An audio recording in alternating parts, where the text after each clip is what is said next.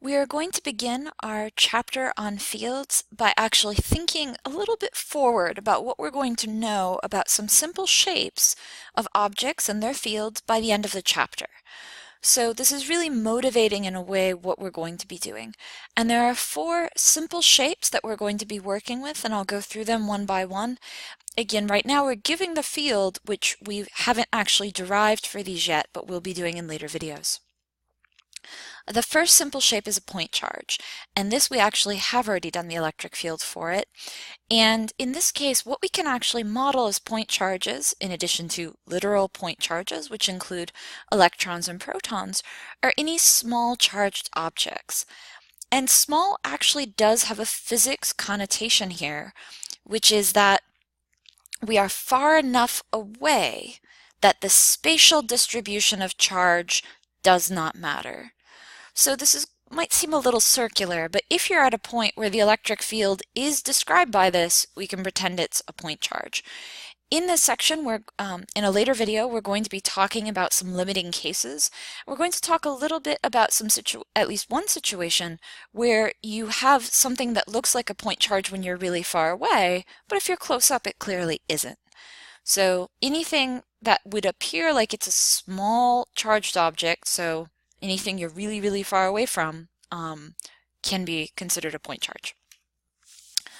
So the first extended object we'll talk about is a line of charge. And this means that instead of having a point charge, or 2-point charges, or 3-point charges, it is a line of charge. Now in this case, we literally mean line. This distance here, we're treating as 0.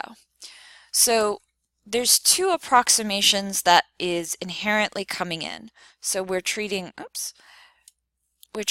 this distance as effectively 0, and we're treating this distance, the length, as infinity. So when we write down the electric field this way, and later we're going to talk about what this means, but this is assuming that in fact you are near an infinitely long wire. Now, when is this going to happen? So again, I call this a wire because in the real world we frequently might have wires or lines of charge. Now in the real world nothing is infinitely long. So you have to ask yourself, am I close enough to this such that it appears to be infinitely long? Imagine that I have this wire up here which has a charge on it, which I haven't shown, and it actually isn't infinite. It is the length that I've drawn. Consider position 1, shown here, labeled with 1. It is pretty close to the wire, right? So even though this is finite, the distance it is here, this radial distance, which goes in the equation as r, how far are you just away from the closest point of the wire, this is much smaller than the total length of the wire. So this would be reasonable to use the equation in this case. This is okay. But now consider point 2. If you look, point 2 is kind of pretty far away. This distance here really does compare to the entire length of the wire. So in this case, we probably don't want to use that equation. It's not going to be very accurate. Now, if you know to what accuracy you need, you might be okay using that equation, but you actually might want to calculate it out exactly, and that's the sort of thing that we will learn how to do later in the chapter. So to briefly talk about more the equation, 1 over 4 pi epsilon naught, you should recognize that's going to keep showing up again and again. Note that there is a 2 up here. Now one way you could write this is canceling the 2 with the 4 and then leaving this to be a 2, but one reason to not do that is because 4 pi epsilon naught shows up so often that you'll just get to know what this whole value is, and so that would be one reason to leave it as 4 pi epsilon naught and leave the separate 2. So either way works. Lambda here, Greek letter lambda, is what's going to be called line charge density. Since we don't actually have a point charge, we can't just talk about the charge, but here if it's an infinitely long line, you expect to have an infinite length and an infinite charge. So you have to calculate what your charge density is. if I consider a finite piece of the wire, how much charge is there? So we'll talk more about how to calculate that later. R is then your radial distance from the wire. And in this case, it would be from the center of the wire, but since it's infinitely long, any point can be your center. The next simple shape, which is very important, is an infinitely wide plane of charge.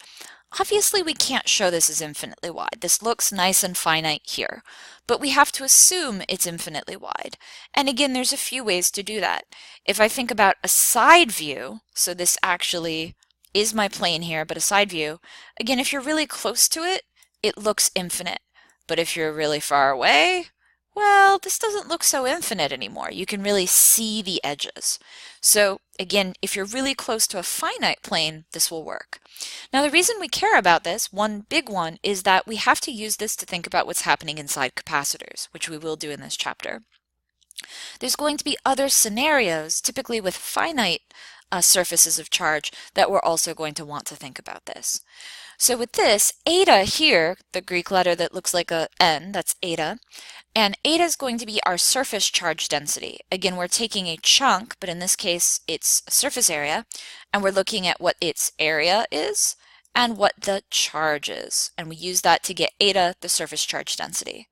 Note that it's now 2 epsilon naught, not 4 pi epsilon naught anymore, but 2 epsilon naught.